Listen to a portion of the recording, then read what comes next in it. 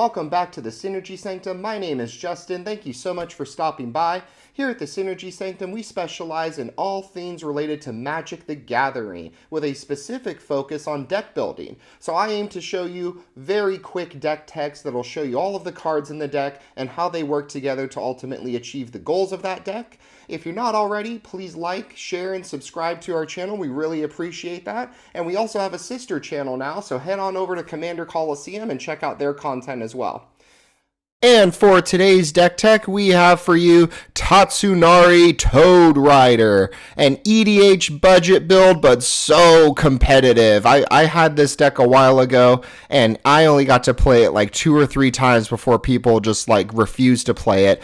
And I don't know what it is about Sultai enchantments, but man, it is so broken here. Tatsunari Toad Rider says that whenever you cast an enchantment spell, if you don't control a creature named Keimi, create Keimi, a legendary 3/3 black and green frog creature token. With whenever you cast an enchantment spell, each opponent's losing a life and you're gaining a life. So you're forcing everybody to drain life off of an Enchantress strategy here, and we have some good ones coming for you today. So TCG market value for this deck is extremely budget friendly, $66 to $95. I would argue this is even like a beginner style deck. There isn't anything too crazy happening, just casting enchantments and draining everybody. Our land count is 34, with 24 of those being basic and 10 of those being non-basic. So let's talk about what enchantments we are running in this deck. So we are running everything that gives us those multiple casts abilities. So Whip Silk, Shimmering Wings, and Mourning. We don't even really care what the ability is. We just care that for a single mana of that chosen color, you can return it to your hand and then cast it again, which then gets you an additional trigger off of Keimi. Rancor has a similar ability, but it has to go to the graveyard, so the creature has to die, and then you get Rancor back as well. We've got a ton of draw in the deck and some kind of cards that are on theme with the frog stuff we're doing, like Frog Ton.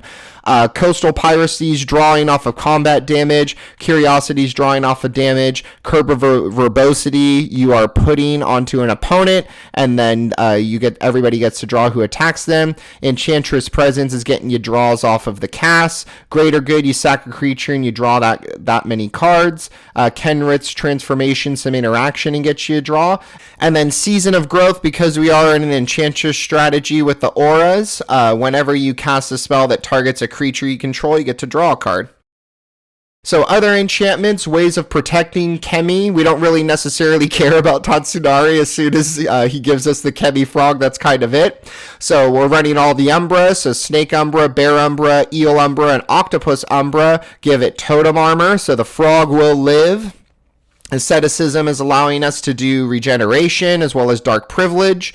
Aspect of Mongoose is saying you can't even target it. Kaya's Ghost Form's returning it if it dies or is exiled. Curse of Disturbance is allowing us to get zombies and discouraging people from attacking us. So if they attack the person we curse, everybody gets zombies.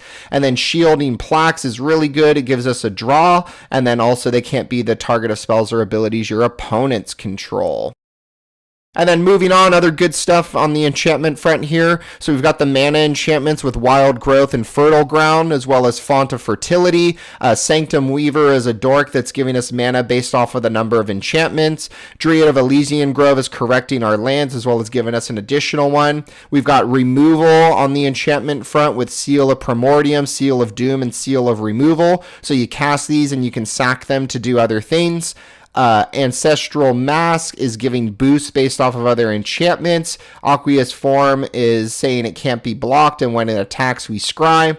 Oath of the Ancient Wood says when it or another enchantment enters, you get to put counters on a creature, and then Animate Dead to bring something back. We do have some synergy in the deck, starting with the frog synergy. So I thought it would be fun, since we are doing a bunch of frog stuff, like why not fill out the rest of the creatures or the rest of the cards with things that have frogs. So Spore Frog to give us a fog effect off of a sack. Polymorphous Jess is turning everything else into a Keimi frog. Kasmina's Transmutation is also turning it into a frog per the art. Frogify and Turn to Frog are doing the same thing. Groll Knock is one of our frogs. frogs. Whenever a frog you control attacks, you mill 3 cards, and if a permanent goes into your graveyard, you get to exile it and play it as long as it has a croak counter. Croaking Counterpart has a big, weird-looking frog on it and is turning something that's a non-frog creature. You're getting to make a frog that has the same abilities. And then Froghemoth is just a big, scary frog doing crazy stuff. So, more synergy in the deck. Very, very broken kind of cards here with Keimi. So if you recall, Keimi says when you cast an enchantment, everyone's losing a life and you're gaining a life. So why not copy that little guy a bunch? So the 2 copy spells to make a bunch of Keimis are Echoing Equation and Sakashima's Will. And we're choosing these ones because it is making the creature not be legendary. So because Keimi is legendary, it is allowing us to still get the benefits here. Protean Thaumaturge is giving us constellation ability and letting us make a copy of another creature. Shimmering Wings Chimera is at the beginning of upkeep or returning in enchantment. We're running Blight Priest is doubling up on that life gain and life loss. Grim Guardian says when another enchantment enters, everybody's losing a life. Fate Unraveler is doing the same thing, but it's when opponents draw a card. Doomwake Giant is removal because he's putting -1 off of enchantments entering. Generous Visitor says whenever you cast an enchantment spell, you put a counter on a creature. Eutropa the Twice Favored has Constellation as well and is putting counters on creatures and giving them flying. Dina Soul Steeper is saying whenever you gain life, people lose life, and then you could sack something to make her bigger. And then Riptide Chimera is saying at the beginning of upkeep, you get to return an enchantment as well. Draw in the deck, we're running Bident of Thassa, so if a creature deals combat damage, we're drawing. Eidolon of Blossoms is letting us draw off enchantments coming in. Edric is letting people draw off of attacking opponents. Crewfix Insight is kind of pseudo-draw. We reveal the top 6, we get to put enchantments into our hand. Setessan Champion is giving us draw off of casts, or off of enchantments entering, rather. Verduran Enchantress is letting us draw off of the cast, and Hateful Eidolon is when an enchanted creature dies, you draw for each aura that was attached to it. So a lot of auras in the deck, a lot of benefit there as well. And then removal in the deck, so we're running only 2 counterspells, Counterspell and Negate, just in case we need them. We've got Extinguish All Hope to destroy all non-enchantment creatures, which is pretty much going to be most of everyone else's stuff. And then Putrefy to destroy an artifact or a creature. And with that, our show has come to an end. Thank you so much for watching our video. And if you enjoyed that video, feel free to share it out with any friends who might find value in it as well. Thank you so much for stopping by. We hope to see you again soon. Have a good one.